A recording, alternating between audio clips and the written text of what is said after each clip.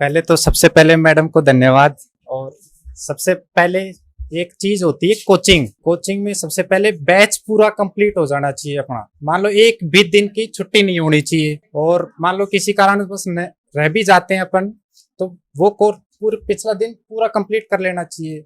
छुट्टी नहीं मारनी अपन को एक दिन, मतलब जितने भी 2 महीने चले 2.5 महीने चले कोर्स पूरा करना है। और मान लो मैडम ने किताब लिखवा रही है, बुक्स लिखवा रही है, वो बुक बना लो।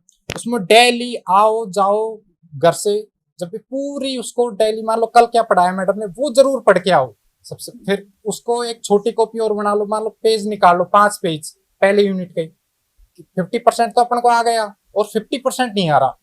50% का क्या करना है, जो जो परिभाषा आएगी, एक न एक परिभाषा जरूर आई। परिभाषा याद नहीं होती, परिभाषा रट लो चाहिए, क्योंकि एक न एक दो परिभाषा जरूर आती है। यूनिट के जितने छोटे छोटे पेज बना लो। अपन लाइब्रेरी में जाते हैं, सीट रहती है, स्टिकर चिपका लो।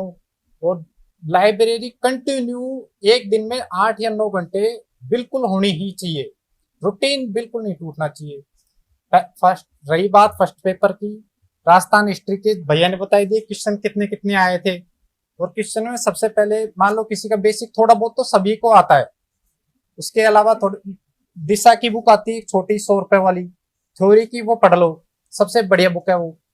और उसी के दिशा की 2 बुक आती हैं ऑब्जेक्टिव क्वेश्चन वाली, जो रिपीटेड क्वेश्चन भी होते हैं और अलग क्वेश्चन भी होते हैं। सबसे पहले वो ही पढ़ लो। कम से कम जो राजस्थान हिस्ट्री कल्चर का जो पार्ट आ रहा है उसका 80-90% वहीं से उठ के आएगा। और जो एक उजाला और निकालती है अधीनस्थ बोर्ड के जितने भी क्वेश्चन आए अब तक, मान लो 50 में से 30-35 क्वेश्चन तो रिपीटेड सेम टू सेम ऐसे कैसे होते हैं मैडम। पिछली एग्जामों के अब तक 150 एग्जाम करा दी अधीनस्थ बोर्ड ने, सारे क्वेश्चन वहीं से आए हैं। साइकोलॉजी के भी वहीं से आ रहे हैं। रही बात वर्ल्ड ज्योग्राफी, पिछली बार ही जोड़ा था वर्ल्ड ज्योग्राफी और साइकोलॉजी, 18 में नहीं था ये चीज। तो वर्ल्ड ज्योग्राफी में सबसे पहले वर्ल्ड का जो पार्ट है, हिस्ट्री बिल्कुल नहीं आती, खींच के 1 या 2 क्वेश्चन आएगा, वो भी आए तो वर्ल्ड ज्योग्राफी सबसे ज्यादा आएगी। अरिहंत की एक छोटी सी बुक आती है, उसमें वर्ल्ड ज्योग्राफी पढ़ लो, सारा वहीं से आ जाएगा। और बिल्कुल रिपीटेड क्वेश्चन होते हैं, वो वहीं से उठ के आते हैं, बिल्कुल सीधे सीधे क्वेश्चन आते हैं। और पेपर पूरे ध्यान से पढ़ना चाहिए। आज हमारी भी कई क्वेश्चन ऐसे गलती हुई है, कई क्वेश्चन में आता है नहीं है, तो नहीं तो नीचे आ जाता है और है ऊपर रहता है। उनकी वजह से मैडम 2-3 क्वेश्चन अभी गलत हो गए थे हमारे। पेपर पूरा पढ़ना है। तो टेस्ट सीरीज मैडम ने पूरे टेस्ट सीरीज करवाए थे, हमने पूरे टेस्ट दिए हैं। अब मान लो मैडम ने एक टेस्ट दिया तो उसमें 100 क्वेश्चन डाले मैडम ने, तो 100 में से अपन को 50% तो अपने क्लास में से कवर हो गए, तो 50 नहीं हुए, तो 50 के 2-5 तो तुक्के भी लग जाते हैं, वहां से सही हो गए। और बच्चे 30 से 35 क्वेश्चन, मान लो टेस्ट हो गया, आंसर मैडम आ जाता है उसके बाद टेस्ट देने के बाद, तो 30 क्वेश्चन बच रहे हैं, उनको एक अलग कॉपी बनाओ, उसमें लिख लो कि पहले टेस्ट में ये तो आ गए थे अपन को और ये नहीं आए थे अपन को, तो वापस उन्हीं को याद कर लिए। फिर वापस 5-6 दिन बाद वही टेस्ट वापस दो, फिर पता लग जाएगा अपन को कितना अंतर आया। अपन एक कॉपी जरूर बनाओ, एक उसमें से मान लो लाइब्रेरी साइंस का इतना पार्ट है तो इतना तो आ गया, इतना नहीं आ रहा, तो उसको डेली जरूर ही पढ़ना है। फर्स्ट पेपर की दिशा की बुक आती है, बहुत बढ़िया आती है।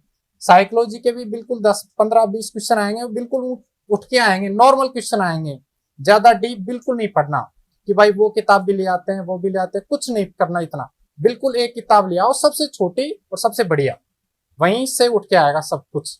फर्स्ट पेपर हो गया। सेकंड पेपर लाइब्रेरी साइंस का आता है। इस बार तो फर्स्ट पेपर में भी साइकोलॉजी आई थी और सेकंड में भी साइकोलॉजी आई थी। किसी को पता नहीं था 35-40 क्वेश्चन के समथिंग साइकोलॉजी आ जाएगी। जिनकी साइकोलॉजी पढ़ रखी थी वो पास हो गए, जिन्होंने नहीं पढ़ी थी वो सब के सब रह गए। 40 क्वेश्चन बहुत मायने रखते हैं। हाँ, 30-35 आए थे तो सब 30 क्वेश्चन बहुत 60 नंबर आ जाते हैं उनके।